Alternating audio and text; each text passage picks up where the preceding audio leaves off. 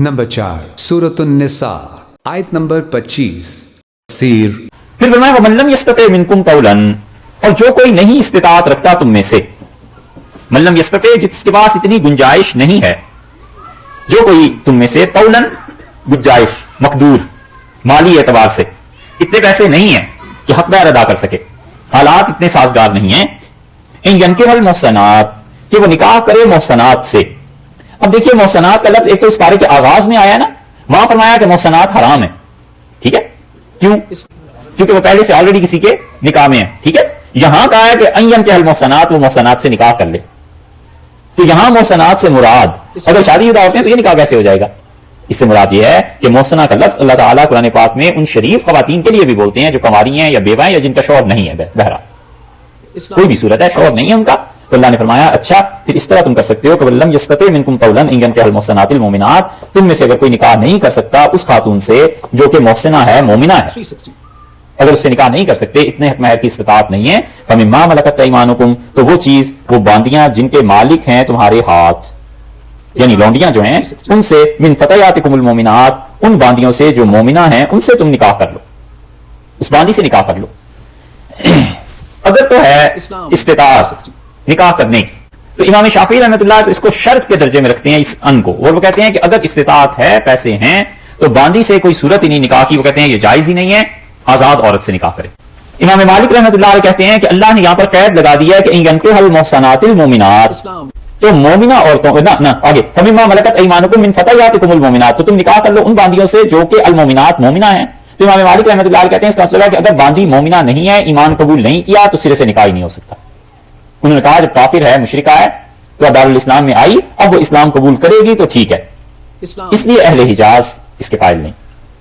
और इमाम अबू हनीफा रहमतुल्लाह अलैह, इमाम साहब रहमतुल्लाह अलैह फरमाते हैं कि यहां पर अगर इस्तिताअत नहीं है तो है, अगर इस्तिताअत है, इमाम शाफी रहमतुल्लाह के बरअक्स वो कहते हैं अगर इस्तिताअत है आजाद औरत से निकाह करने की तो भी बांदी से कर सकता है, और अगर बांदी मोमिना नहीं है, अहले किताब में से है, तो भी वो निकाह कर सकता है। वजह उसकी क्या है? वजह वो चीज है जो ऊपर गुजरी, वो कहते हैं अल्लाह ने जो पहले कह दिया है कि उहिल्ला लकुम मा वरा अज़ालिकुम, इन 15 रिश्तों के अलावा खवातीन तुम्हारे लिए जायज हैं, हलाल हैं, तो वो तो अल्लाह ताला ने आम सब खवातीन के लिए कहा है, वहां तो कोई कैद नहीं लगाई खुदा ने कि तुम्हारे पास पैसे हैं या नहीं है। इसी तरह पीछे जो अल्लाह ने फरमाया कि फनकिहू मा ताबा लकुम मिनन निसा, तुम औरतें जो तुम्हें पसंद आए तुम उनसे शादी कर सकते हो, 2-2 3-3 4-4, वो कहते हैं वहां भी कोई खुदा ने कैद नहीं लगाई कि तुम्हारे पास कुछ महर देने को है नहीं है, अहले किताब से करनी है या किससे, वो कहते हैं कोई पाबंदी नहीं है, इजाजत दी है यहां भी मा वरा अज़ालिकुम में भी और उसमें भी, तो इसलिए वो कहते हैं सबके लिए जायज।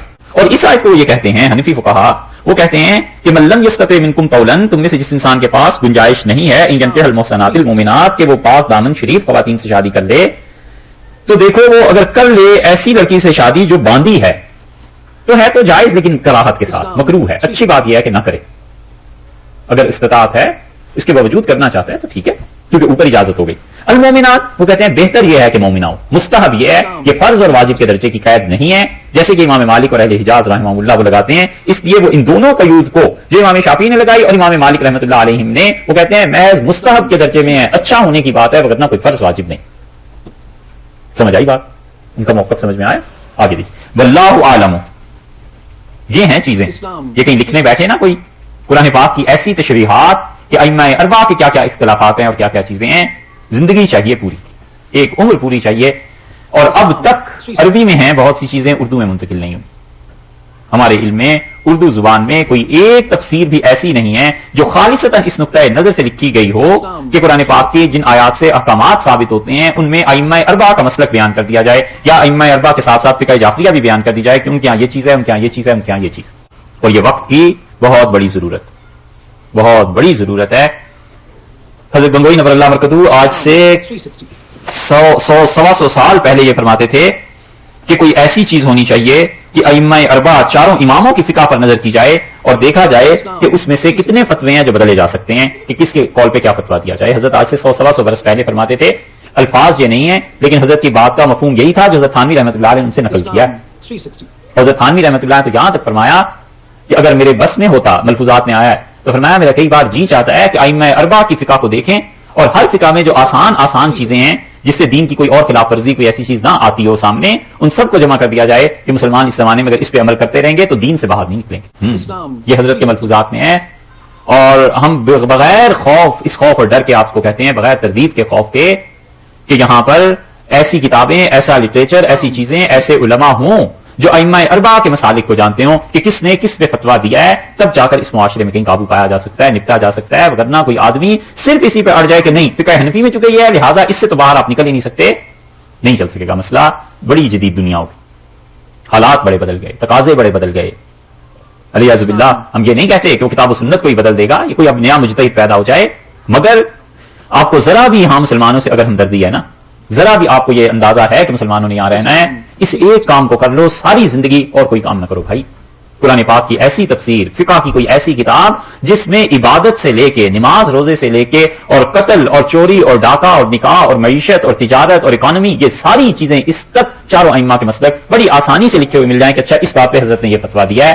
یہ اتنا بڑا لٹریچر اور ذخیرہ ہو، اور اس کے بعد پھر ایک جماعت ایسی ہو، چاہے ایک صاحب علم ہو، چاہے دو ہوں، چاہے تین ہوں، جو ان چیزوں کو جانتے ہوں اور وہ فتویٰ دے دیں کہ ہم مسلمانوں کے لیے ہمارے دور میں اس پہ عمل کرنا اب چاہیے. اگر یہاں اسلام کو رکھنا ہے اور اسلام کی بات غیر مسلموں تک بھی پہنچانی ہے تو یہ اس دور کی ضروریات میں سے ہے، زندگی بھر کے یہ کرنے کا کام ہے. وگرنہ یہ جو نئی نسلیں آ رہی ہیں نا آگے کو، یہ دین چھوڑ دیں گے. وہ کہیں گے صاحب آپ کہتے ہیں کہ یہ چیز حرام ہے اور اس کو نہیں کھایا جا سکتا، ائمہ مجتہدین نے شافعی مالک رحمہ اللہ نے یہ فتویٰ دیا ہے، ہم کیوں نہ مسلک پہ حنفی مسلک پہ عمل کر لیں؟ تو نتیجہ یہ کہ وہ ادھر جائیں گے. تو یہ ایک گرہ کھل جائے گی ذہنی طور پہ کہ ہم جو چاہیں عمل کر لیں، کسی نہ کسی کا تو فتویٰ ہوگا ہی نا. یہ ذہنی گرہ نہیں کھلنی چاہیے، اس کو یہ احساس رہنا چاہیے کہ حلال ہے یا حرام ہے. کسی سے پوچھ کے، کوئی سر پہ ہو چھوٹا بڑا، کسی کا فتویٰ ہو، کسی کی اجازت ہو، ایسے تھوڑی ہے کہ دین بچوں کے ہاتھ میں دے دیں. یہ تو جب اکانومی کے مسائل، بینکنگ کے ان چیزوں کو پڑھے تو ہمیں اندازہ اس بات کا ہوا کہ بہت سی چیزیں ایسی ہیں جن پہ حنفی فقہا کے علاوہ دیگر فقہا کا مسلک دیکھنا پڑتا ہے، نہیں تو کام نہیں بنتا. یہ کام ہے، لیکن یہ کام مسلمان جب کریں جب انہیں اس سے فرصت ہو، مل جائے یہاں پر کہ فلاں یہ کر رہا ہے اور فلاں یہ کر رہا ہے، اس کو اس طرح گھسیٹو اور اس کی ٹانگ اس طرح کھینچو، اور پارٹیاں بن رہی ہیں اور کیا کیا چیزیں ہو رہی ہیں، اور پیسہ رسومات میں خوب اڑاؤ اور افطاریوں میں اور اللہ جانے کس کس کام میں. آپ ہم سے زیادہ بہتر جانتے ہیں، لیکن بھائی یہ کام کرو. یہ کام کریں گے آپ چاہے اس سے فائدہ نہ اٹھا سکیں، آئندہ آنے والی نسلیں فائدہ اٹھائیں گی اس سے، اور وہ صدقہ جاریہ ہے.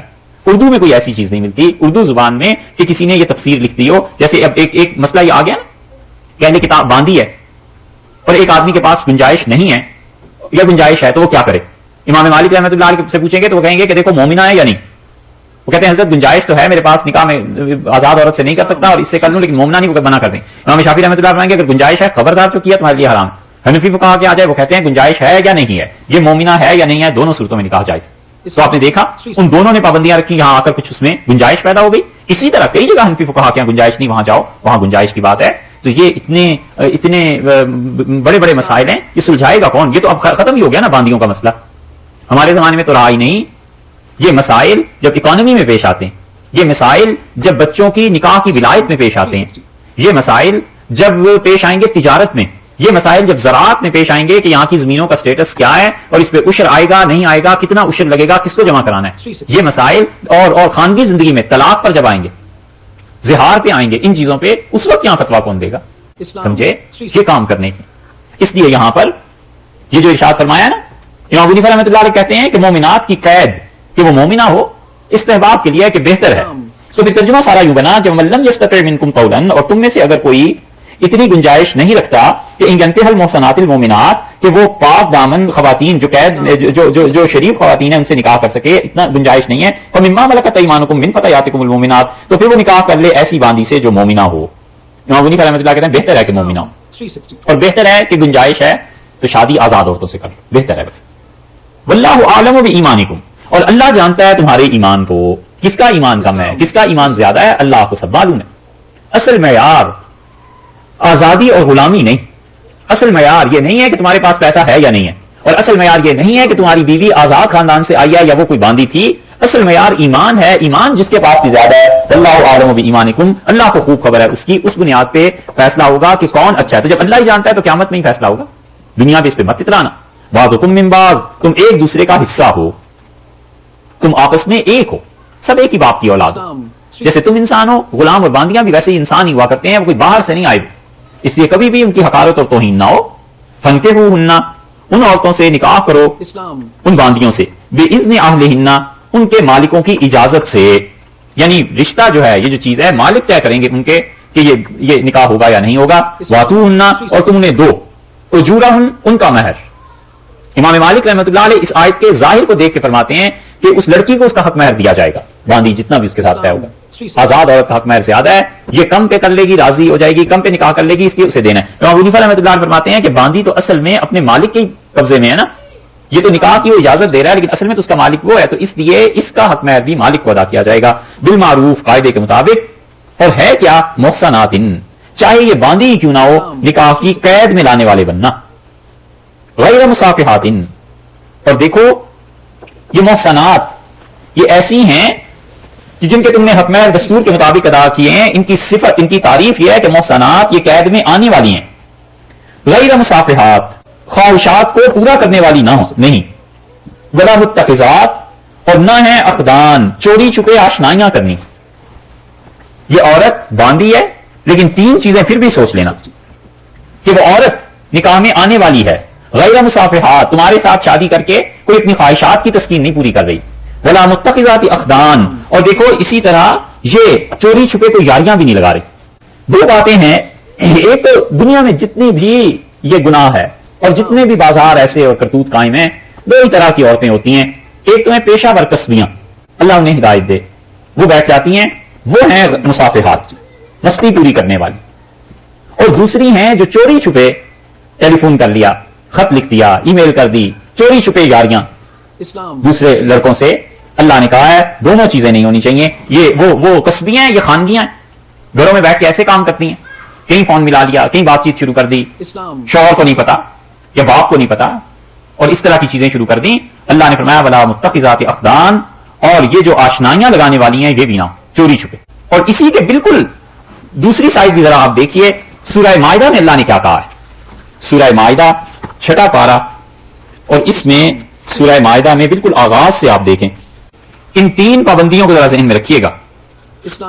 سورہ مائدہ 6 پارہ اور آیت نمبر ہے 5، آیت نمبر 5، اليوم احل لکم الطیبات، آج کے دن میں اللہ حلال کرتا ہوں تمہارے لیے ساری پاک چیزیں جو دنیا میں ہیں، وطعام الذین اوتوا الکتاب حل لکم، اور اہل کتاب کا کھانا یہ بھی تمہارے لیے حلال ہے، وطعامکم، اور تمہارا کھانا حل لہم، یہ ان کے لیے حلال ہے، والمحصنات من المؤمنات، اور قید میں آنے والی، نکاح کی قید میں آنے والی مومنہ عورتیں، شادی ان سے نکاح جائز، والمحصنات من الذین اوتوا الکتاب، اور جن کو ہم نے کتاب دی تھی، عیسائی یہودی، وہ خواتین جو قید میں آنے والی ہوں نکاح کے، وہ بھی تمہارے لیے جائز ہیں، اذا آتیتموہن اجورہن، جب تم انہیں ان کے حق مہر ادا کر دو، محسنین، اور تم کیا کرو، قید میں لانے والے انہیں بننا، وہاں فرمایا تھا محسنات، یہی تھا نا نکاح کی قید، اس مقام پہ فرمایا محسنین، مردوں تم انہیں نکاح کی قید میں لاؤ گے، وہاں عورتوں کے لیے تھا یا مردوں کے لیے، اور وہاں عورتوں کے لیے فرمایا کہ غیر مصافحات، دیکھا ہے اس مقام کو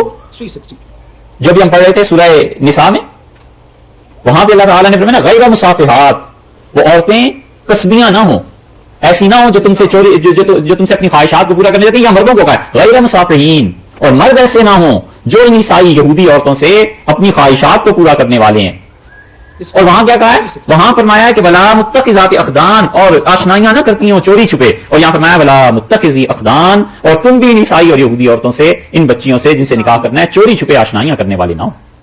کیسی زبردست اللہ نے تردید کی ہے، خدا کو پتا تھا کہ قیامت کے قریب حالات کیسے ہو جائیں گے، ہے نا، تو اللہ نے کیا کہا، اللہ نے کہا یہ چوری چھپے جو آشنائیاں ہیں یہ قتل نہ کرنا، اور جتنی یہ چوری چھپے آشنائیاں اب عام ہیں، شاید ہی دنیا میں کہیں عام ہوئی ہوں، شاید ہی دنیا پہ کوئی ایسا وقت آیا ہو، اس لیے یہ دجال کے آنے سے پہلے سب سے بڑی آزمائش جو اب تک دنیا میں ہے، جو اچھائی بھی ہے اور برائی بھی، وہ یہی ہے، یہ جو گوگل اور انٹرنیٹ ہے نا، یہ چیز ہے، یہ مرشد دجال کا تو جو فتنہ آئے گا سو آئے گا، اس سے پہلے پوری دنیا میں جو سب سے بڑا فتنہ ہے اب یہی ہے، اس کے ذریعے نیکی کے کام بھی ہیں اور اس کے ذریعے یہ چوری چھپے آشنائیاں بھی، اور اس سے بھی بدتر چیزیں ہیں۔ اللہ نے کہا ہے نکاح کی قید میں لانا، ولا متخذات اخدان، اور دیکھو ایسے نہ ہونا، ولا متخذی اخدان، چوری چھپے آشنائیاں، چوری چھپے دوستیاں، یہ فرینڈشپ یہ نہ کرنا، چوری چھپے بھی نہیں کرنا، تو کلم کھلا تو بات ہی غلط ہو گئی نا۔ یہ وہ چیز ہے جس کو ہم کہتے ہیں نا کہ اگر اس قرآن پاک کی تعلیم سے تنہائی ٹھیک نہیں ہوتی کسی انسان کی تو کچھ نہیں پڑا، تنہائیاں ٹھیک ہونی چاہیے۔ جب تنہائی اللہ کے ساتھ کوئی نہ دیکھ رہا ہو اور اللہ ہی ہو اور بندہ ہی ہو، اس وقت بھی وہ اچھا ہی ہے، نیک ہے، تو پھر انشاءاللہ وہ خدا کے ہاں بھی نیک ہی ہے۔ اور تنہائیاں جب پورے شہر میں کوئی نہ پہچانتا ہو اور سب اجنبی ہوں اور ایک ہی آدمی اکیلا ہوتا ہے نا، یہ تنہائی ہے۔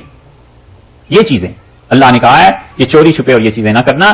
قرآن پڑھتے نہیں نا، قرآن پڑھا ہوا ہو تو پتا چلے کہ اللہ نے مسلمان لڑکیوں اور مسلمان لڑکوں سے کیا کہا ہے، اور قرآن پڑھا ہوا ہو تو پھر پتا چلے کہ اللہ نے مومن انسان کو کیسا بتایا ہے کہ مومن کیسا ہونا چاہیے، مسلمان کیسا ہونا چاہیے. اور اگر مسلمان اس کردار کے ہوتے تو اب تک یہ کفر کی برف پگھل گئی ہوتی. کب کی؟ یہ کفر کے تودے ہیں، گلیشیئرز ہیں، اور مسلمانوں میں وہ ایمان کی آگ نہیں رہی. بس بات اتنی ہے. وگرنہ ان کی کیا ہمت و طاقت تھی کہ اتنے عرصے تک 300 سال سے مسلمانوں کے ساتھ واسطہ پڑا ہوا ہو اور مسلمانوں نے انہیں ان کے دین سے نہ ہٹا سکیں. سبحان اللہ. 300 برس ہو گئے اور آپ پیچھے دیکھیں 700 برس مسلمانوں کا واسطہ رہا ہے. 700 برس. اور ان 700 سالوں میں 400 سال تقریباً 450 سال ان مغلوں کے ہیں. جیسے کیسے بھی مسلمان تھے پوری آبادی کا 40% پلٹ کے رکھ دیا انہوں نے. اور اس قوم سے جو قوم مذہب پہ پابند تھی، ہندو، جو مذہبی لوگ تھے. یہاں تو مذہبی لوگ ہی نہیں نا، وہ تو حقیقت مذہبی لوگ تھے. وہاں مسلمانوں کی جب ٹکر لگی ہے تو 10 برس 50 برس 100 200 300 سال بعد حال دیکھ لو. سوائے سادات کے یا چند خاندانوں کو چھوڑ کے باقی آبا و اجداد ہم سب کے ہندو کافر ہی تھے اور کیا تھے. لیکن اسلام ایمان آیا اور اس نے چند سو برسوں میں پورے ہندوستان کی حالت بدل دی. اور یہاں 300 سال سے واسطہ ہے. اور یہاں وہ بھی مذہب قوم نہیں ہے جو مذہب کو مانتی ہو اتنی، وہ تو فری سوسائٹی ہے، آزاد ہیں. یہاں کام نسبتاً آسان ہے. لیکن اس کے باوجود یہ برف نہیں پگھل رہی کیونکہ آگ نہیں رہی. یہ ہے اللہ نے کہا ہے کہ انہیں کیا کرنا ہے. نکاح کی قید میں وہ تمہیں مردوں کو لانے والی ہے ہوتی ہیں، غیر مصافحات، اپنی مستیاں پوری کرنے والی نہیں، ولا متخذات اخدان، اور نہ یاریاں کریں. شاہ صاحب رحمۃ اللہ نے ترجمہ کیا ہے، وہ کہتے ہیں قید میں آتیاں، پرانی اردو ہے نا، نہ مستی نکالتیاں نہ یار کرتیاں.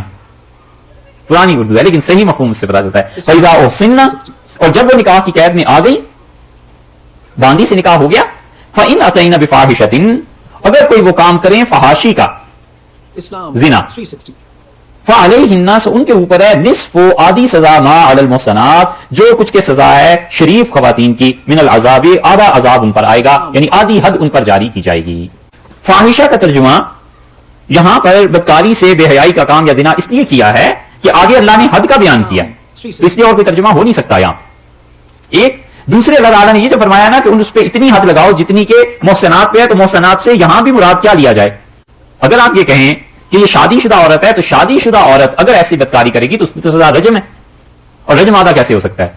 ہو نہیں سکتا. تو اس سے صاف مطلب یہ نکلتا ہے کہ یہ وہ خواتین مراد ہیں جن کی ابھی شادی نہیں ہوئی تو ان کو لگیں 100 درے، 100 کی آدھی سزا ہو گئی، اس کے لیے 50 درے. تو محسنات سے مراد وہ مسلمان خواتین جو کہ ابھی تک شادی شدہ نہیں ہیں. من العذاب، اللہ نے کہا ہے کہ آدھی حد ان پر لگے گی. یہ ہے، سمجھ آئی؟ کلیئر ہو رہی ہے بات؟ آج سمجھ میں آ رہی نا؟ ذالکا. اچھا ایک بات اور یہاں دیکھیے، یہ جو فاحشہ کا لفظ فرمایا ہے، اس لفظ کو ذرا سی محنت آپ کر کے ہم سارے قرآن میں دیکھتے ہیں کہ اللہ نے فاحشہ کا لفظ کہاں کہاں کہا ہے اور کس معنی میں. پتہ نہیں، اللہ ہی جانتا ہے 22ویں پارے تک پہنچنا ہوگا یا کب ہوگا، کیا ہوگا. اس لیے اصل میں تو مسئلہ وہاں بیان کرنا چاہیے تھا، مگر آپ جیسے اچھے لوگ پتہ نہیں پھر ملتے ہیں نہیں ملتے ہمیں، تو اس ایک عقیدے کے مسئلے کو یہاں سے حل کرنا چاہتے ہیں. اس لیے تھوڑی سی محنت کر کے پورے قرآن کو آج دیکھتے ہیں فاحشہ کا لفظ آیا کہاں. ہم نے چند دن کر کے پورے قرآن کو دیکھا، 13 مقامات پر یہ لفظ آیا ہے. اور آپ اس میں خود ہم بتا دیتے ہیں، آپ اسے کیٹیگرائز کر لیجئے کہ یہاں مراد کیا ہے. اللہ اس لفظ کو آپ دیکھیے اسی سورہ نساء میں، اور سورہ نساء کی 15ویں آیت میں، اسی سورہ نساء کی 15ویں آیت میں لیجیے، واللاتی یاتین الفاحشۃ من نسائکم، اور تمہاری خواتین میں سے جب فحاشی کا کام کریں عورتیں، فاستشہدوا علیہن اربعۃ منکم، تو ان میں 4 گواہ ان پر بنا لو. یہ آیت کل آئی تھی نا. یہاں فحاشی سے مراد یا تو زنا، بدکاری، یہی کہا تھا کل، کیونکہ گواہ جو بن رہے ہیں، حد جو جاری، گواہ جو بن رہے ہیں اور آگے سزا جو ملنی ہے، حد تو نہیں سزا ملنی، اور یا پھر عورتوں کا آپس میں جنسی تعلقات کا قائم کرنا. ٹھیک ہے، اس ایک مقام پہ پوری بات ہو گئی زنا کی، بدکاری کی. اچھا یہاں پر لفظ کیا ہے؟ یاتینا. اس لفظ کو غور کرانا ہے. الفاحشہ، فاحشہ کا لفظ ہے نا، اس فاحشہ کے آگے پیچھے کچھ نہیں کہا. فاحشہ کا ارتکاب کریں اگر عورتیں. ٹھیک ہے جی، ایک مقام ہو گیا. اسی سورہ مبارکہ کی یہ دیکھیے آپ 19 نمبر آیت، 15 تھی، 18 19 نمبر. یا ایھا الذین آمنوا لا یحل لکم ان ترثوا النساء کرہا ولا تعضلوهن لتذهبوا ببعض ما آتیتموهن الا ان یاتینا، انہیں نکاح کرنے سے نہ روکنا کہ تم ان سے حق میں پیسے واپس لے لو، الا ان یاتینا بفاحشۃ مبینہ، ہاں اگر اس صورت میں کہ وہ صاف بے حیائی کا کام کریں. فاحشہ کے ساتھ کیا لفظ آ گیا دیکھو، مبینہ. تو فاحشہ کی تعریف خدا نے بڑھا کر دی کہ فاحشہ کام کریں لیکن مبینہ، یہ دوسری کیٹیگری ہو گئی. ایک کیٹیگری فاحشہ کی ہم نے اس کا ترجمہ کیا ہے زنا سے، دوسری کیٹیگری میں ہم نے ترجمہ کیا ہے عورتوں کے جنسی باہمی تعلقات سے، یہ تیسری آ گئی الا یاتینا بفاحشۃ مبینہ کہ وہ فاحشہ مبینہ سے مرتکب ہوں. یہاں فاحشہ مبینہ سے کیا مراد ہو سکتی ہے؟ جبکہ اس کے فوراً بعد آ رہا ہے کہ وعاشرہن بالمعروف، اور رہنا ان کے ساتھ قاعدے کے مطابق، بدزبانی. ٹھیک، کیونکہ اگر ہم یہاں پر زنا مراد لیں والعیاذ باللہ تو پھر اس کے ساتھ رہے گا کون؟ ایک. اور اگر ہم یہاں پر عورتوں کے باہمی جنسی تعلقات مراد لیں تو پھر بھی بات نہیں بنتی، تو اس سے تو مراد پھر بدزبانی بنتی ہے، اس کا غلط رویہ ہی بنتا ہے نا. یہ سمجھ میں آتی ہے بات؟ ٹھیک ہے، ہمارے کہے سے نہیں، آپ اپنے طور پہ بتائیے. سمجھ میں آئی؟ دو حکمات ہو گئے. تیسرا اسی صورت میں یہ جو آیت ہم پڑھ رہے ہیں یہاں کیا آیا فَإِنْ أَتَيْنَ بِفَاحِشَةٍ، اور اگر وہ یہاں فاحشہ سے کیا مراد ہوئی؟ زنا. وجہ اس کی ہے کہ آگے حد کا ذکر آنا ہے فَعَلَيْهِنَّ نِصْفُ مَا عَلَى الْمُحْصَنَاتِ مِنَ الْعَذَابِ، تو ان پر حد جاری کرو اتنی جتنی کنواری لڑکیوں پہ حد جاری کی جاتی ہے اس کا آدھا. تو یہاں سے فاحشہ سے مراد زنا ہو گیا. ٹھیک ہے، سمجھ آئیے بات؟ تین مقامات ہو گئے. اچھا بھائی اسی صورت پہ چوتھا مقام دیکھیے آگے 25ویں آیت میں. نہیں 25ویں تو یہی ہے، 25ویں تو یہی تھی، اس سے پہلے بھی تھی نا 22ویں آیت، 22 نمبر آیت میں. ہاں یہ 22 نمبر آیت میں دیکھ لیجیے. وَلَا تَنكِحُوا مَا نَكَحَ آبَاؤُكُم مِّنَ النِّسَاءِ، اور نکاح میں نہ لاؤ جن عورتوں کو نکاح میں لائے تمہارے باپ، الا ما قد سلف، ہاں جو نکاح اس سے پہلے زمانہ جاہلیت میں ہو گئے بس. انہ کان فاحشۃ، یہ ماں کے ساتھ نکاح کرنا یہ کیا ہے؟ فاحشہ. یہاں کیا مراد ہوا؟ زنا مراد. ظاہر ہے کہ بہت بڑی بے حیائی کی بات ہو گئی نا. لیکن فاحشہ کا صرف لفظ آیا ہے، قرآن نے اس کے ساتھ کوئی لفظ نہیں بیان کیا. تو اب تک ہمارے پاس تین کیٹیگریز آ گئیں، ایک فاحشہ زنا کے معنی میں، ایک فاحشہ مبینہ عورت کا بدکلامی سے پیش آنا، دو، اور تیسری آ گئی کہ عورتوں کے باہمی جنسی تعلقات. ٹھیک ہے، کتنے مقامات ہو گئے؟ 4 ہو گئے. پانچواں آپ دیکھیے سورہ آراف میں، اور سورہ آراف میں 28 نمبر آیت ہے، نواں پارہ جہاں سے شروع ہوتا ہے. سورہ آراف 8ویں پارے میں دیکھ لیجیے. سورہ آراف ہے 8واں پارہ ہے، اور اس کی آیت نمبر آپ دیکھیے 27. یہ بڑا اہم مسئلہ ہے، ایک عقیدے سے تعلق رکھتا ہے، اس کو خود غور سے سمجھیے آپ. یا بنی آدم لا یفتننکم الشیطان کما اخرج ابویکم من الجنہ، اے آدم کی اولاد تمہیں شیطان ایسے نہ بہکا دے علیہ الصلوۃ والسلام، جب جیسے کہ اس نے تمہارے والد علیہ الصلوۃ والسلام کو جنت سے نکلوا دیا تھا، تمہارے ماں باپ کو. ینزع عنہما لباسہما، اس نے ان دونوں کے لباس اتروا دیے، لیریہما سوآتہما، تاکہ جو ان کے جسم تھا انہیں وہ دکھائے. انہ یراکم هو وقبیلہ من حیث لا ترونہم، شیطان تمہیں وہاں سے دیکھتا ہے اور شیطان کی قوم جنات جہاں سے تم ان کو نہیں دیکھ سکتے. انا جعلنا الشیاطین، ہم نے شیاطین کو بنایا ہے اولیاء دوست للذین لا یؤمنون، ان کا جو ایمان نہیں لاتے، یعنی کافروں کے دوست. اب آئی بات وَإِذَا فَعَلُوا فَاحِشَةً، اور جب یہ کافر کرتے ہیں کام فاحشہ، قالوا کہتے ہیں وجدنا علیہا آباءنا، ہم نے اپنے باپ دادا کو دیکھا ہے یہی کام کرتے ہوئے، واللہ امرنا بہا، اللہ نے انہیں حکم دیا تھا کہ ایسے کیا کرو. یہاں فاحشہ کا ترجمہ کیا ہوگا؟ قل ان اللہ لا یامر بالفحشاء، یعنی کہ یہ اللہ ایسے عیب کے کاموں کا حکم نہیں دیتا. تقولون علی اللہ ما لا تعلمون، کیوں جھوٹ بولتے ہو اللہ پہ جو تمہیں خود بھی معلوم نہیں، جس چیز کی سند اور صحیح ہونا تمہیں بھی پتا نہیں، جھوٹ بولتے ہو اللہ پہ. یہ کتنا مقام ہو گیا؟ 5واں. اس کی تفسیر صحیح معنی میں وہ ایک حدیث ہے جو آئی ہے نسائی میں.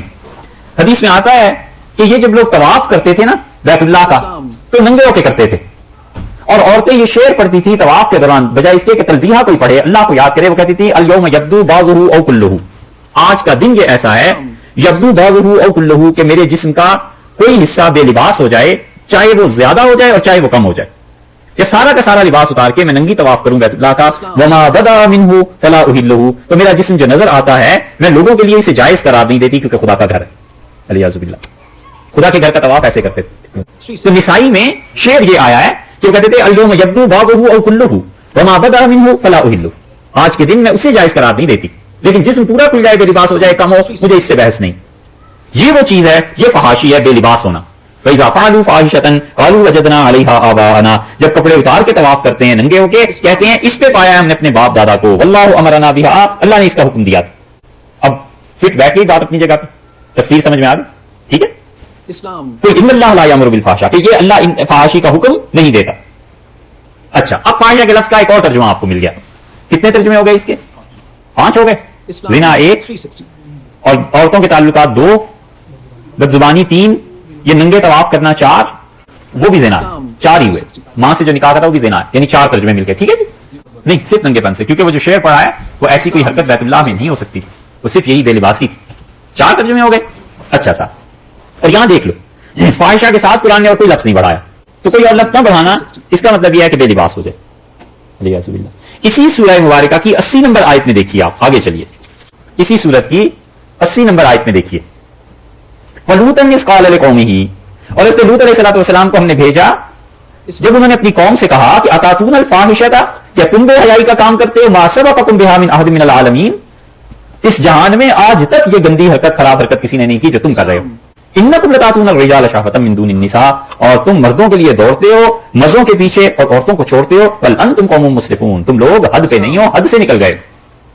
اور یہاں پر یہ جو فاحشہ کا لفظ ہے، اب یہ دیکھ لیجئے، اس کا مطلب یہ ہے کہ یہ اللہ تعالیٰ نے یہاں پر فحاشی کی اس قسم کے لیے بیان کیا جو مردوں کے لیے، تو یہ بات ہو گئی جو ہومو سیکشلز ہیں ان کے لیے، تو فاحشہ کا یہ کتنا ترجمہ ہو گیا؟ 5واں، ٹھیک ہے، اور فاحشہ کو دیکھ لو، اکیلا لفظ ہے، اس کے آگے پیچھے کچھ نہیں کہا، 5 ترجمے ہو گئے۔ اچھا جی، دیکھتے جائیے آگے 15ویں پارے میں سورہ اسراء کو دیکھیے، یہ جو شعر ہم نے پڑھا تھا سنن نسائی میں مناسک کا جو باب ہے نا حج کا، اس میں جہاں آیا خذوا زینتکم عند کل مسجد، ہر مسجد میں داخلے کے وقت، نماز پڑھنے کے وقت لباس اپنا اچھا رکھا کرو، اس کے تحت امام نسائی رحمۃ اللہ علیہ لائے اس شعر کو، کیونکہ لباس کا سارا تھا۔ اچھا، سورہ اسراء جو ہے اس کو آپ دیکھیے، 15واں پارہ ہے اور 32 نمبر آیت، بنی اسرائیل 17 نمبر سورت ہے اور 15 نمبر آیت ہے اس کی، 32 نمبر آیت میں دیکھیے، وَلَا تَقْرَبُوا الزِّنَا، اور زنا کے قریب مت جاؤ، اِنَّهُ كَانَ فَاحِشًا، یہ فاحشہ ہے، قرآن نے یہاں تصریح کر دی نا کہ وہ فاحشہ کس کو کہتا ہے، ٹھیک، اس پہ پھر دیکھ لو فاحشہ کے آگے پیچھے کوئی لفظ ہے؟ ابھی تک کتنے مقامات گزرے ہیں جہاں فاحشہ کے ساتھ کوئی اور لفظ تھا؟ ایک، ٹھیک ہے، اور وہ کیا لفظ تھا؟ البینہ، مبینہ، ٹھیک ہے نا جی، یہی بات آپ کو سمجھانی، آپ سے عرض کرنی، ولا تقربوا الزنا، اور دیکھو بدکاری کے قریب نہ جانا، انہ کان فاحشہ، یہ ہے فاحشہ وساء سبیلا، اور بڑی بری راہ، بہت غلط کام، ٹھیک ہے، کتنے مقام ہو گئے؟ 7 ہو گئے، ارے صاحب 7 ہو گئے۔ آگے چلیے سورہ نور میں 18ویں پارے میں ہے، سورہ نور 18واں پارہ ہے، اور 18ویں پارے میں سورہ نور میں آیت نمبر 19 ہے۔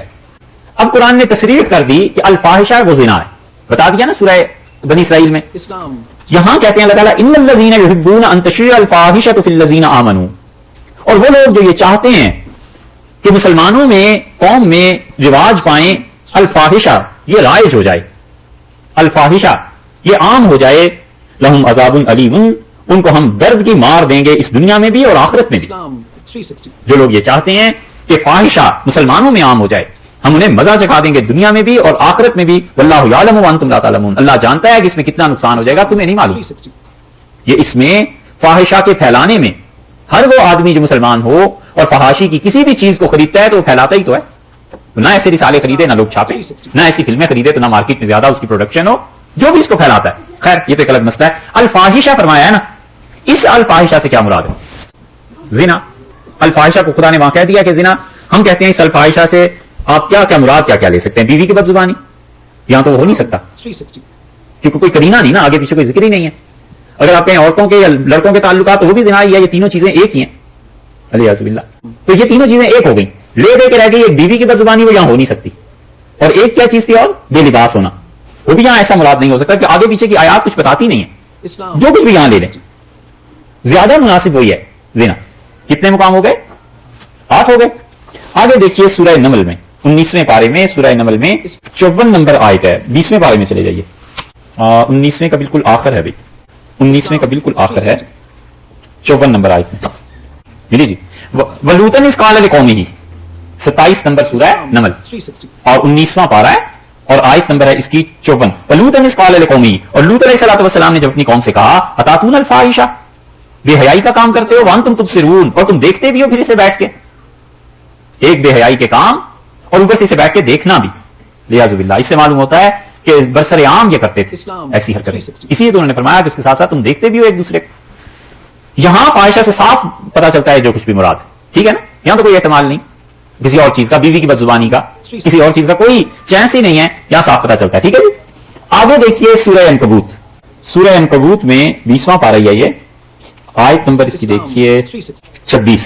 فآمن لہ لوط، سر ابراہیم علیہ السلام پر ان کے گروہ میں سے انہیں کس نے مانا؟ اس لوط علیہ السلام نے۔ وقال انی مہاجر الی ربی، اور بولے حضرت ابراہیم علیہ السلام کہ میں اللہ ہجرت کرتا ہوں تیری طرف، اپنے پروردگار کی طرف ہجرت کرتا ہوں، انہ هو العزیز الحکیم، اللہ بڑے زبردست ہیں، حکمت والے، وَوَهَبْنَا لَهُ اسحاق، اور ہم نے ابراہیم علیہ السلام کو کیا کیا؟ اسحاق سے نوازا، وَيَعْقُوب علیہ السلام سے، وَجَعَلْنَا فِي ذُرِّيَّتِهِ النُّبُوَّةَ، اور ہم نے ابراہیم علیہ السلام کی اولاد میں نبوت رکھی، والکتاب، اور کتاب دی، وَآتَيْنَاهُ أَجْرَهُ فِي الدُّنْيَا، اور ہم نے دنیا میں بھی ان کو بڑا اجر دیا، وَإِنَّهُ فِي الْآخِرَةِ لَمِنَ الصَّالِحِينَ، اور ابراہیم علیہ السلام آخرت میں ہمارے بڑے نیک لوگوں میں۔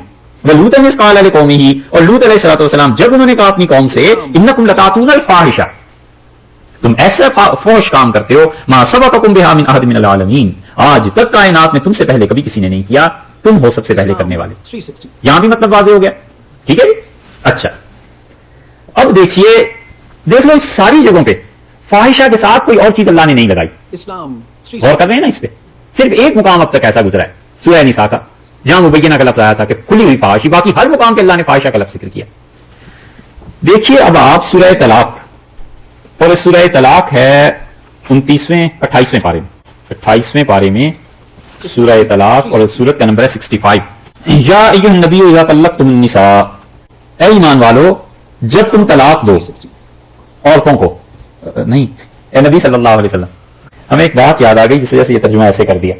سوچ یہ رہے تھے، ہمیں حضرت نے ایک بات سنائی، عثمانی میاں صاحب رحمۃ اللہ علیہ نے، حضرت نے فرمایا ایک مرتبہ نماز پڑھا رہے تھے رمضان میں، وہاں خلیل احمد صاحب سہارنپوری رحمۃ اللہ علیہ، تو انہوں نے سورہ طلاق تراویح میں پڑھی اور شروع کیا یہیں سے کہ یا ایھا النبی اذا طلقتم النساء۔ تو شیخ الحدیث زکریا صاحب رحمۃ اللہ علیہ، جوانی کا زمانہ تھا، کسی چیز میں مصروف تھے، جلدی سے آ کے حضرت کے پیچھے کھڑے ہو گئے، نماز شروع کی، تو حضرت نے پڑھا یا ایھا النبی اذا طلقتم النساء، تو حضرت نے فوراً رکما دیا پیچھے سے اور کہا یا ایھا الذین آمنوا اذا طلقتم النساء، ایمان والو جب تم طلاق دو۔ تو سہارنپوری رحمۃ اللہ علیہ چپ ہو گئے، پھر انہوں نے پڑھا یا ایھا النبی، انہوں نے پھر رکما دیا یا ایھا الذین آمنوا۔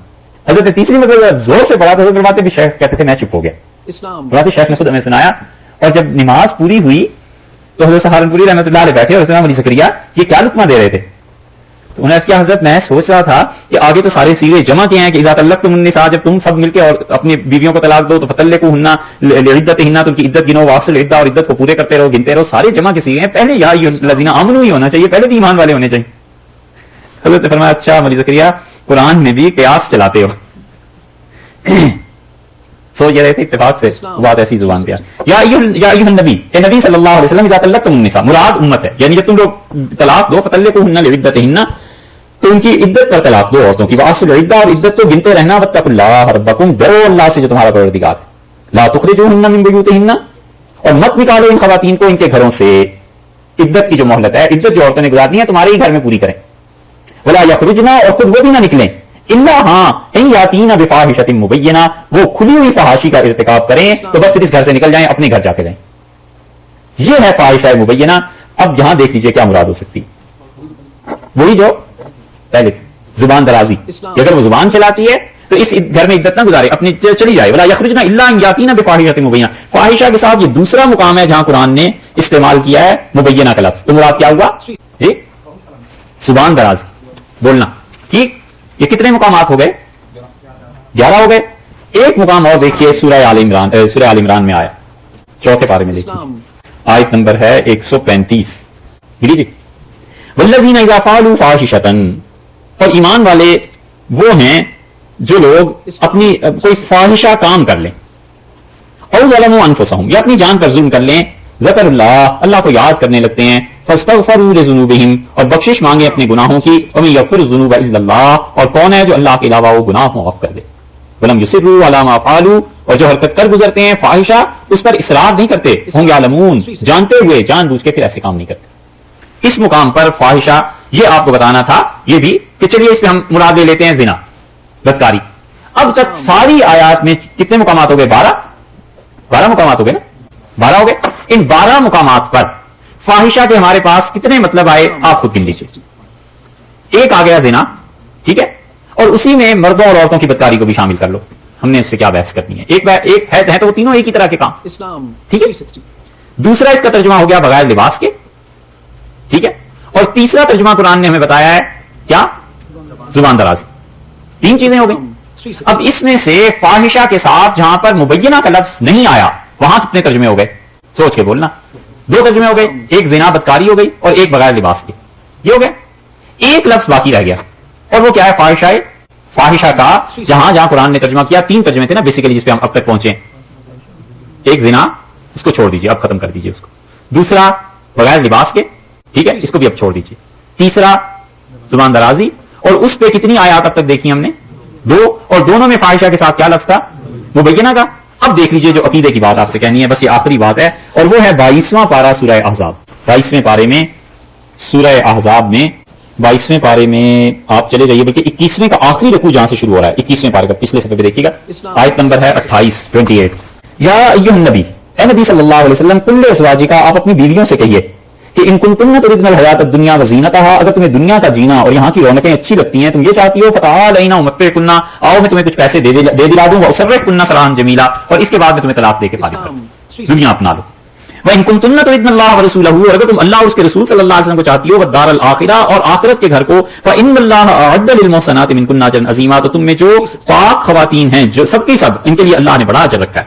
یا نساء النبی, اے نبی صلی اللہ علیہ وسلم کی بیویوں, مَن یَأْتِ مِنکُنَّ بِفَاحِشَةٍ مُبَیِّنَةٍ, تم میں سے اگر کسی نے بھی ارتکاب کیا فاحشہ مبینہ کا, یضاعف لها العذاب ضعفین, ہم اسے دگنا عذاب دیں گے.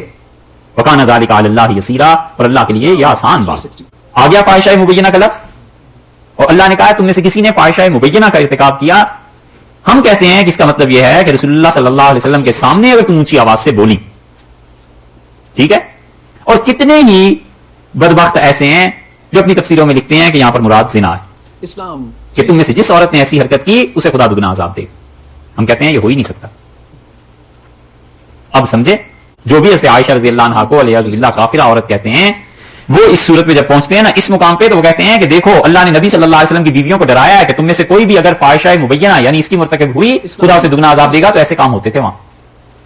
ہم کہتے ہیں صاحب یہاں فاحشہ مبینہ ہے, یہاں صرف فاحشہ ہوتا تو چلیے پھر بھی کچھ سوچتے. پورے قرآن میں ہر جگہ اللہ نے جہاں بھی اس کا زنا کا ذکر کیا ہے, فاحشہ کا لفظ لائے ہیں, مبینہ کا لفظ کہیں نہیں لائے, اس لیے کہ مبینہ کا مطلب ہے کھلی ہوئی بے حیائی. اور بدکاری وہ تو بڑے سے بڑا بھی آدمی چھپ کے ہی کرتا ہے, ذرا سی بھی شرم ہو جاؤ تو چھپ کے ہی کرتا ہے, کوئی سب کے سامنے تھوڑی ہوتی.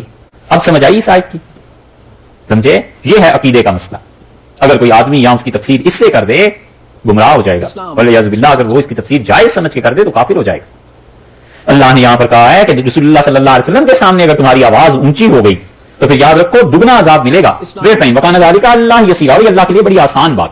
اب سمجھ آئی, بس یہ بات بتانی تھی. اب وہاں آ جائیے, سورہ نساء 13 مقامات ہیں کل قرآن میں اس سمیت, اور ان 13 میں اللہ نے 5-6 چیزیں بتا دی ہیں. اللہ تعالیٰ نے یہ بتا دیا ہے کہ فاحشہ سے کہیں مراد مردوں کے باہمی تعلقات, کہیں عورتوں کے, اور تیسرے زنا, یہ سب ایک ہی کیٹیگری ہے. اور چوتھے اللہ تعالیٰ نے یہ بتا دیا کہ بغیر لباس کے, سورہ اعراف میں. 5ویں اللہ تعالیٰ نے ان مقامات پر ذکر کر دیا کہ فاحشہ مبینہ 3 مقام پہ, اور اس سے مراد تینوں جگہ کو لے لیں تو وہی ہے کہ زبان درازی یا زبان چلانا یا اونچی آواز سے بول. سمجھ آئی؟ ٹھیک ہے, ایسے پڑھنا چاہیے, لیکن اس میں وقت بڑا لگتا ہے. اچھا, سورہ نساء میں ہاں کہاں پہنچے تھے بھائی؟ 25 نمبر آیت میں, فَإِذَا أُحْصِنَّ فَإِنْ أَتَيْنَ بِفَاحِشَةٍ فَعَلَيْهِنَّ نِصْفُ مَا عَلَى الْمُحْصَنَاتِ مِنَ الْعَذَابِ, تو آدھی مار ان کو وہ پڑے گی جو ان کی بیویاں, جو آزاد عورتوں پر ہے اس کی آدھی مار, یعنی 50 درہم. ذالکا, اور یہ اس لیے ہم نے اجازت دی ہے باندی سے, خواتین ان عورتوں سے نکاح کی, اس کے لیے لمن, اس شخص کے لیے, خشی العنت منکم, تو میں سے جو انسان مصیبت میں مشقت میں پڑ جائے. یہ اس لیے اجازت دی ہے کہ اگر یہ بھی اجازت نہ دیتے تو پھر عنت کا لفظ استعمال کیا ہے. تو عنت کا مطلب یہ ہوا کہ وہ بہت مشقت میں پڑ جائے گا. اکثر مفسرین نے اس عنت کو زنا کے معنی میں لکھا ہے کہ اگر باندی سے بھی استمتاع کی فائدہ اٹھانے کی اجازت نہ ہوتی تو وہ پڑ جاتا کس چیز میں, زنا میں. اللہ نے کہا ہم نے تمہیں اس لیے اجازت دی ہے, اس لیے رخصت یہ دی ہے, وان تصبروا, اور دوسری تفسیر اس کی یہ کی ہے. عنت پر مفسرین کی بحث ہے. ایک تو کہتے ہیں زنا, کہ اگر ہم اجازت نہ دیتے باندیوں سے بھی تو آزاد عورتوں سے تو تم ویسے نہیں کر سکتے, باندیوں پہ ہم پابندی لگا دیں تو تم تو بہت مصیبت میں پڑ جاؤ گے, یعنی زنا میں پڑ جاؤ. اور دوسری تفسیر یہ کی گئی ہے کہ تم شدید تکلیف جسمانی طور پر اٹھاتے, ذہنی طور پہ, جسمانی طور پہ, جو شدت ہے جنس کی اور قوت جتنی بھی جس میں ہے, اسی اعتبار سے وہ اپنے دن بڑے سختی کے ساتھ گزارتا بیچارہ. اس لیے اللہ نے کہا ہم نے تمہیں اجازت دی ہے کہ تم باندیوں سے نکاح کر سکتے. سوچنے کی بات اس میں ہے یہ کہ اگر متع جائز ہوتا تو اللہ تعالیٰ یہاں اس کی اجازت نہ دے دیتا, یہ کہتا تم وقتی طور پہ نکاح کر لیا کرو. چیزیں ہی دو رکھی, یا بیوی اور یا باندی. اور اسی وجہ سے ذالک لمن خشی العنت منکم, تم میں سے جو انسان شدید مشقت میں پڑ جائے گا یہ اس کے لیے ہے. اور اسی شدید مشقت کا اعتبار کر کے فقہا نے اس پہ بحث کی ہے کہ جس چیز کو استمناء کہتے ہیں عربی میں, اور ماسٹربیشن جسے کہتے ہیں, وہ جائز ہے یا نہیں, انہوں نے اس پہ بحث کی. اور وہ کہتے ہیں सारी बातों का खुलासा इतना सा कि वो कहते हैं कि अगर कोई आदमी मशक्कत में पड़ जाए इतनी ज्यादा कि अलियाज़ुबिल्लाह वो जिना कर गुजरेगा, या उस पर इतना शदीद बोझ पड़ जाए कि उसकी मुआश जो काम वो करता है वो मुतासिर हो रहे हैं, तो उसके लिए ये फेल मुबाह है, जायज है, उम्मीद है अल्लाह उससे पकड़ेगा नहीं, अल्लाह उससे मुआवजा नहीं करेगा। बस इतनी बात। और इस बाब में जितनी अहादीस आई हैं कोई हदीस सही नहीं।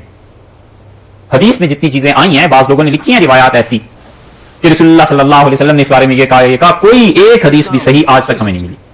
खुलासा फुकहा ने ये लिखा है। तो वो कहते हैं जिसको डर हो कि वो इस बदकारी में पड़ जाएगा, एक, या ये डर हो कि जिस्मानी तौर पे बहुत शदीद तकलीफ से बर्दाश्त करनी पड़ रही है, दिमाग उसका खराब हो जाएगा, वो कहते हैं उसके लिए इजाजत है। और फिर साथ ये भी कहते हैं कि उम्मीद है अल्लाह के यहाँ उसकी पुरसिश, उसका मुआवजा नहीं होगा। ये हनफी फुकहा की राय है, बाकी फुकहा तो इससे भी ज्यादा उसमें रिलैक्सेशन है उनके यहाँ, खासतौर पर हंबली फुकहा।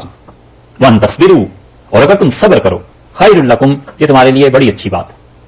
सब्र करो यानी बांदी से निकाह करने की बजाय इस पे सब्र करो कि अल्लाह ताला तुम्हें ताकत दे दे इतनी माली तौर पे कि तुम अपने माल को खर्च करके आजाद औरतों से निकाह कर सको। तो फरमाया अंतस्बिरु, तुम सब्र करो, ये तुम्हारे लिए बहुत अच्छी बात। और इसी सिलसिले में यह ख्याल भी कर लेना चाहिए कि बांदियां भी ना हो हमारे जमाने में और बीवियां ही हों, और कोई आदमी अपने माली तंगी हालात, और तंगी होती है माली तौर पर, निकाह भी ना कर सके, तो जिस कैफियत से वो गुजरेगा और जो उसे बर्दाश्त करना पड़ेगा, क्या अल्लाह के यहां उस पर कोई अजर नहीं होगा? अपने आप को जो गुनाह से फिर भी बचा के रखता है, वो जो सब्र करना है ना, वो सब्र उसके कितने गुनाह मुआफ कराएगा और अल्लाह के यहां उस सब्र पे उसे कितना कुछ अजर मिलेगा, ये तो उस दिन पता चलेगा जिस दिन खुदा के यहां पेश होंगे। ये चीजें कोई छोटी छोटी नहीं। जब आदमी उम्र के उस हिस्से से गुजरता है तो फिर सोचता है कि क्या हो गया, पागल हो जाता है, जिनसी ख्वाहिशात से और दीवानगी तारी हो जाती है। इसीलिए शरीयत ने इस मामले में बहुत नरमी इख्तियार किया और लोगों को बिल्कुल क्लियर कट बता दिया है कि ये जायज है, ये नाजायज है, इसको करोगे गुनाह है, इसको करोगे इजाजत है, इसको करोगे तो तुम्हारे लिए सवाब है, यानी बीवी से ताल्लुक का जोड़ना और कायम करना। और इसी में वो भी अहादीस आई जिनमें रसूलुल्लाह सल्लल्लाहु अलैहि वसल्लम ने लोगों को यह कहा है कि अपनी औलादों के निकाह जल्दी करो। और आपने फरमाया कोई गुनाह ऐसा नहीं जिस गुनाह पे आदमी के मां बाप को पूछा जाए सिवाय निकाह के। कि आपने फरमाया तुम्हारी बेटी या बेटे ने कोई गलत हरकत कर दी तो क़यामत में तुमसे भी पूछा जाएगा। इसलिए दोनों को सोचना चाहिए, वालिदैन को, कि हम जो ताखीर कर रहे हैं, कोई घर में आके थोड़ी बताएगा कि मैंने क्या किया है। अगर कुछ कर आई और लड़की या वो लड़का, उस गुनाह में वालिदैन भी आ गए। और इनको भी सोचना चाहिए कि अगर हमने कोई हरकत की तो क़यामत में खुदा ने गिरफ्त कर दी तो खुद ही नहीं फंसेंगे, वालिदैन को भी फंसा देंगे, उन्हें भी डुबोलेंगे। और फिर ऐसे माहौल, ऐसा मुआशरा जहां पर चारों तरफ इस किस्म की चीजें हों, अगर आप वहां लोगों को यह फतवा देना शुरू कर दें कि ये इससे कम दर्जे की चीज अभी हम बयान कर चुके हैं, मास्टरबेशन वगैरह, ये चीजें भी नाजायज हैं, फिर क्या पागल बनाना है या काफिर बनाना है? करना क्या? शामी, आलमगीरी, हर जगह यही जुजिया लिखा हुआ मिलेगा हनफी फुक़हा के यहां कि वो कहते हैं कि अगर कोई आदमी इतना डिस्टर्ब हो जाए कि वो जिस्मानी तौर पर तकलीफ बर्दाश्त करता है या उसे डर फिर इस चीज का है कि बदकारी में पड़ जाएगा, वो कहते हैं उम्मीद है अल्लाह के यहां उससे मुआवजा नहीं होगा। और अल्लाह ने फरमाया तस्बिरू, सब्र करो, खैरुल लकुम, ये तुम्हारे लिए अच्छी चीज है। और रसूलुल्लाह सल्लल्लाहु अलैहि वसल्लम के जमाने में लोग आते थे, ऐसी बात करते थे, कुरान सल्लल्लाहु अलैहि वसल्लम ने उन लोगों को ये नहीं किया कि उन्हें कहें कि बहुत गलत बात है और ऐसी चीज है और ऐसी चीज है। कितनी अहादीस में आया कि लोग ज़िना तक करके आ गए और रसूलुल्लाह सल्लल्लाहु अलैहि वसल्लम जाओ बस तौबा कर लो, अल्लाह से माफी मांग लो, ऐसी बात नहीं करते। एक आदमी आया, उसने कहा अल्लाह के रसूल ये हरकत हो गई। आपने फरमाया अच्छा नमाज के बाद, नमाज पढ़ ली तो आपने फरमाया वो कहां गया जो मुझसे बात कर रहा था? उसने इसके अल्लाह के रसूल में, आपने कहा हमारा सल्लल्लाहु तमाना, तूने हमारे साथ नमाज नहीं पढ़ी? उसने कहा जी पढ़ी। आपने कहा खबरदार अब जो बोले जाओ, अल्लाह ने माफ कर दी। ये इतनी दरगुजर की अहादीस। एक सहाबी रजी अल्लाह अन्हु आए, उन्होंने कहा अल्लाह के रसूल मैंने एक औरत से सिवाय इस एक ताल्लुक के बाकी वो सो किनार सब कुछ कर गुजरा और मैं परेशान हूं, क्या करूं? तो रसूलुल्लाह सल्लल्लाहु अलैहि वसल्लम बस चले जाओ और अल्लाह से माफी मांगो। नबी करीम सल्लल्लाहु अलैहि वसल्लम का सारी जिंदगी यही तर्ज अमल रहा है कि जिनसी गुनाह किसी से भी हो गया, फरमाया इस पे पर्दा डालो, ना जिक्र करो, छोड़ दो। बस पे उमर रजी अल्लाह अन्हु जैसे आदमी मदीना मुनव्वरा में ऐसी हरकत किसी ने की, हज़रत बकर रज़ी अल्लाह अन्हु के दौर में, और वो आ गया उसका वालिद, उसने कहा हज़रत बकर रज़ी अल्लाह अन्हु से कि ये मसला है, मेरी बेटी और मेरे गुलाम के नाजायज ताल्लुकात हैं और गवाहियां हैं, इस पे हज़रत बकर रज़ी अल्लाह अन्हु से कहा चले जाओ, नहीं माना। हज़रत उमर रज़ी अल्लाह अन्हु की अदालत थी, काजी हज़रत उमर रज़ी अल्लाह अन्हु के उस जमाने में मदीना मुनव्वरा के। हज़रत उमर रज़ी अल्लाह अन्हु कहते थे इतना अच्छा मुआशरा था कि एक साल तक कोई मुकदमा हमारे पास आया ही नहीं अदालत में, किसी को जरूरत ही नहीं पेश आई। साल बाद केस आया तो यही आया। तो फरमाया मैंने फिर फैसला कर दिया, और जब जा रहा था तो उसने रज़ी अल्लाह अन्हु का बेसाबू अंता, तेरे जैसा बुरा बाप मैंने आज तक नहीं देखा, अल्लाह से तरता बिनते, इतने कमजोर हो कि अपनी बेटी के गुनाह पे पर्दा नहीं डाल सकते, क्यों लेके आए हो इस मुकदमे को हमारी? जाहिर है जब अदालत में कोर्ट में चीज चली जाएगी तो फिर तो वो बाकायदा रजिस्टर्ड चीजें, वगरना शरीयत ने इसमें हमेशा ये, इसीलिए आप देखिए इस सूरह निसा में भी जहां आया है ना जिक्र उसका कि ऐसे और ऐसे और ये फहाशी के काम और ये चीजें, फौरन उसके बाद वो औरतों और मर्दों का जहां जिक्र आया है, ये सूरह निसा की 15वीं और 16वीं आयत में आया ना कि अगर ऐसी हरकतें औरतें करें तो उन्हें घरों में बंद रखना, और वो दो मर्द ऐसी हरकत कर गुजरे, फौरन बात का इन्नमत तौबतु अल्लाह, توبہ تو بس اللہ نے قبول کرنی ہے. فوراً توبہ کا ذکر کیا کہ ایسی چیز نہیں ہے, ہو گیا ہے گناہ, مٹی ڈالو, توبہ کرو, ختم کرو اس بات. یہ ہے شریعت کا مزاج.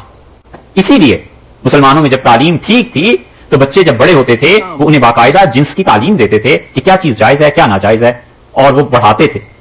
ہمیں نہیں معلوم سیکس ایجوکیشن یہاں کیا, لیکن مسلمانوں کے یہاں ہوتی تھی. اور وہ جب تعلیم ختم ہوئی, نظام بگڑا تو سب کچھ ہی بگڑ گیا. یہ رسول اللہ صلی اللہ علیہ وسلم طرز عمل ہر جگہ ملے گا, معافی کا, توبہ کا, ترغیب کا, کہ مت ایسی باتیں کرو, جاؤ اللہ سے معافی مانگو, توبہ. اور ٹھیک اس کے برعکس وہی اللہ کے نبی علیہ الصلوۃ والسلام دوسری طرف رویہ دیکھا ہے. کوئی جھوٹ بول کے آ جاتا تھا, حضرت عائشہ رضی اللہ عنہا کہتی ہیں یجد فی نفسہ شیئا, رسول اللہ صلی اللہ علیہ وسلم برابر اپنے دل میں اس کے لیے کھٹک محسوس کرتے تھے, حتیٰ آپ یہاں تک کہ وہ اپنی حالت بدل لے, جھوٹ نہ بولے. اور ان کے دل میں کھٹک کا پیدا ہونا, اس کا مطلب ہے اس کا ایمان خطرے میں پڑ جاتا. اور دوسری طرف آپ نے دیکھا ہے یہ سب وہ ہیں جو زنا کر کے آئے اور انہیں فرما رہے ہیں جاؤ معافی مانگو, اللہ سے توبہ کرو. اور دوسری طرف حضرت ابو ذر غفاری رضی اللہ عنہ جیسے انسان نے یہ کہہ دیا حضرت بلال رضی اللہ عنہ سے کہ یبن السودا, کالی عورت کا بیٹا, کالیا کا بیٹا. رسول اللہ صلی اللہ علیہ وسلم نے سن لیا, فرمایا ابو ذر تو ایسا آدمی ہے جس میں امر الجاہلیہ اب تک کفر کی باتیں پائی جاتی. آئیے تو ہوگی میں اس کی ماں کا نام لے کے اسے آر دلا رہے ہو, اسے شرم دلا رہے ہو. تم ایسے آدمی ہو جو ابھی تک کفر کی حرکتوں میں. انہیں نہیں کہا کہ معافی ہے. وجہ اس کی یہ ہے کہ یہ گناہ جو جذبات کے غلبے سے سرزد ہوتے ہیں, جب غلبہ اتر گیا, وہ بھوت دماغ سے نکل گیا, تو پھر توبہ ہی کرتا ہے, شرمندہ ہی ہوتا ہے, معافی مانگتا ہے. اور وہ گناہ ایسے گناہ نہیں ہے, وہ تو عادتیں ہیں. جھوٹ بولنا کوئی ایسا گناہ تھوڑی ہے کہ ایک بار جھوٹ بول دیا تو شرمندگی ہوگی, وہ تو عادت بن جاتی ہے. اسی طرح لوگوں کا مذاق اڑانا کوئی ایسی چیز تھوڑی کہ ایک بار مذاق اڑا دیا تو بس پھر ختم ہو گیا, وہ مذاق اڑانے کی عادت بن جائے گی. تو اخلاقیات اس پہ شدید گرفت, اور جنسیات اس پہ فرمایا معافی ہے, چھوڑ دو ان چیزوں. یہ اگر کبھی حدیث پڑھانے کا موقع ہوتا صحیح بخاری کا, تو ہم آپ کو بتاتے ہیں رسول اللہ صلی اللہ علیہ وسلم کا مزاج کیا ہے اور صحابہ رضی اللہ عنہ کا مزاج کیا ہے. مزاج کے مطابق دیکھو کیسی کیسی چیزیں. حتیٰ کہ حضرت صلی اللہ علیہ وسلم کا اپنا گھر, حضرت عائشہ رضی اللہ عنہ فرماتی ہیں کہ میں نے ایک دن رسول اللہ صلی اللہ علیہ وسلم کی کسی بیوی کے لیے اشارہ کر دیا کہ وہ پست قد والی, چھوٹے قد والی. تو آپ نے فرمایا عائشہ اتنی غلط حرکت کی ہے کہ صاف پانی کا سمندر ہوتا اور اس میں ملا دیتے, سمندر کا رنگ سیاہ ہو جاتا. اتنی غلط بات, ڈانٹ دیا. اور دوسری طرف ان پہ تہمت لگی ہے. ام المومنین تو طاہرہ تھیں, مطہرہ تھیں, پاک تھیں. تو رسول اللہ صلی اللہ علیہ وسلم کے گھر گئے, اور ایک دن جب بہت زیادہ حد ہو گئی لوگوں میں باتوں کی, تو آپ نے فرمایا عائشہ, بخاری میں لفظ آئے ان کنت ملمت بالذنب, اگر واقعی تم سے کوئی گناہ ہو گیا ہے تو فاستغفری لربک, اللہ سے معافی مانگ لے. ان العبد اذا اعترف بذنبہ, آدمی جب کوئی ایسی حرکت کر گزرے اور اللہ سے معافی مانگ لے, تاب اللہ علیہ, اللہ اسے معاف کر دیتا ہے. تو ام المومنین رضی اللہ عنہ کہتی ہیں میں نے عرض کیا کہ اگر میں یہ کہوں کہ میں نے ایسی بری حرکت کچھ کر دی ہے تو اب موقع ایسا ہے کہ آپ بھی یہی سمجھیں گے کہ ہاں ایسے ہی ہو گیا, اور لوگ بھی مجھ پر یہی الزام لگاتے ہیں. اور اگر میں کہوں کہ نہیں کی اور یقیناً میں نے ایسی کوئی حرکت نہیں کی, تو پھر میں وہ کہتی ہوں, اور فرماتی تھی اتنا غم تھا کہ مجھے بھول گیا یوسف علیہ السلام کے والد کا کیا نام تھا. تو پھر میں نے کہا وہی بات کہتی ہوں جو یوسف علیہ السلام کے والد نے کہی تھی, انما اشکو بثی وحزنی الی اللہ, میں اپنے اندر کے دکھ اور رنج کی فریاد بس اللہ ہی سے کرتا ہوں, اللہ ہی سے کہتا ہوں. یہ رسول اللہ صلی اللہ علیہ وسلم اپنے گھر میں طرز عمل دیکھ لو. ایک طرف کیا ارشاد فرمایا ہے, اور جو اخلاقیات کی بات ہے اس میں کیا ارشاد فرمایا ہے, یہ لوگ نہیں سمجھتے. اس لیے مسلمان زنا کر لے, کوئی دیکھ لے, اس کی نظروں میں ایسا گر جائے کہ جیسے قیامت تک یہ اچھا شریف آدمی نہیں. اور اگر وہی مسلمان کسی کا مذاق اڑاتا ہے, جھوٹ بولتا ہے, کوئی اور ایسی بات تو پرواہ ہی نہیں, وہ تو اپنا حق سمجھتے ہیں نا. شیشہ اتارا گاڑی کا کسی غیر مسلم پہ, کسی اور پہ پھپتی کس لی, کسی سکھ کو دیکھا, ہندو کو دیکھا, چلتے ہوئے وہ چٹا ہوا ایک جملہ کہا اور گزر گئے, یہ کوئی گناہ ہی نہیں. اور گناہ ہے تو بس وہی ہے. یہ اتنے مزاج بدل گئے, اس کی وجہ بنیادی طور پہ وہی ہے. پھر لے دے کے ایک ہی بات آ جاتی ہے کہ نہ پڑھنا, تعلیم کا نہ ہونا. روم نے لکھا ہے مثنوی میں کہ ایک بزرگ تھے, بوڑھے ہو گئے تھے. خلاصہ اس کا یہ کہ وہ گئے کسی طبیب کے پاس اور انہوں نے کہا کہ آپ میرا کچھ علاج کر دیں اور دیکھیں مجھے کم سنائی دیتا ہے. انہوں نے کہا حضور والا بڑھاپا ہے, اب تو کم سنائی دے گئی. اس نے کہا دکھنا بھی کم ہو گیا ہے. تو انہوں نے کہا ہاں بڑھاپے میں نظر کمزور ہو جاتی ہے, اس کا ہاتھوں میں راشا آ گیا ہے, چیزیں بھی اچھی طرح نہیں پکڑ سکتا. اس نے کہا جی بالکل آخری عمر میں یہ حال ہو جاتا ہے. تو انہیں غصہ آ گیا. انہوں نے کہا کہ چلنے میں بھی بڑی دشواری ہے, گھٹنے میرے درد کرنے لگے ہیں. تو اس نے کہا جی بڑھاپے میں ہو ہی جاتا ہے. تو انہوں نے کہا کیا بڑھاپا لگا رکھے. اس نے کہا جی یہ بھی اسی کا اثر ہے, یہ جو لڑائی ہے نا یہ بھی بڑھاپے میں ہوتی ہی ہے. تو بس یہی ہے, ہم ہر بات کے آخر میں یہی کہہ دیتے ہیں, آپ بھی کہیں گے کیا. لیکن حقیقت یہ ہے کہ قرآن کو تو پڑھا نہیں, حدیث کو تو پڑھا نہیں, یا کم سے کم یہ کہ مزاج کیا ہونا چاہیے وہ سیکھا نہیں, وہ آتا ہے تربیت. اس لیے یہاں پر میں ذالک لمن خشی العنت منکم, تم میں سے جو مشقت میں پڑ جائے زنا میں ولیعوذ باللہ, یا شدید تکلیف جسمانی طور پر سے اٹھانی پڑے. امام راضی رحمۃ اللہ اس کا یہ ترجمہ کیا ہے, تفسیر کی ہے, وان تصبروا, تو دیکھو اگر تم صبر کرو خیر لکم, بہت اچھی بات ہے اس وقت تک جب تمہارے پاس گنجائش ہو اور تم اس کے بعد نکاح کرو. واللہ غفور الرحیم, اور اللہ بخشنے والا ہے، رحم کرنے والا ہے. یعنی اس سلسلے میں جو کوئی گناہ بھی ہے تو دیکھو پھر مغفرت کا، پھر رحمت کا تذکرہ کر دیا کہ اللہ مہربانی کرنے والا. صبر کرو باندی سے نکاح، اس وجہ سے کہ باندی سے نکاح کرے گا تو اس کے حقوق پورے نہیں کر سکے گا، اس کو حقیر سمجھے گا، اس کے متعلق یہ سمجھے گا کہ یہ کون سی کوئی آزاد عورت ہے، تو دل میں کھٹکا رہے گا. کیونکہ اوپر آیا نا اللہ نے دو جملے ارشاد فرمائے، ایک تو یہ کہا کہ بعضکم من بعض، تم ایک دوسرے میں سے ہو، ایک یہ کہا کہ واللہ اعلم بایمانکم، اللہ خوب جانتا ہے تم میں کون ایمان والا ہے. تو معیار تو اصل ایمان تھا اور معیار تو انسانیت تھی کہ تم ایک دوسرے میں سے ہو. تو اللہ تعالیٰ کو معلوم تھا کہ یہ باتیں تو ہیں، لیکن یہ اس کے دل میں کھٹکا رہے گا کہ ہے تو باندھی، ہے تو کسی اور کی ملکیت میں. تو فرمایا اس لیے لیکن اس کے حقوق پہ زد نہ پڑے. وہ تو پھر آگے سلسلہ ایسے ہی ہے، لیکن اس کو ماں سے جدا نہیں کیا جائے.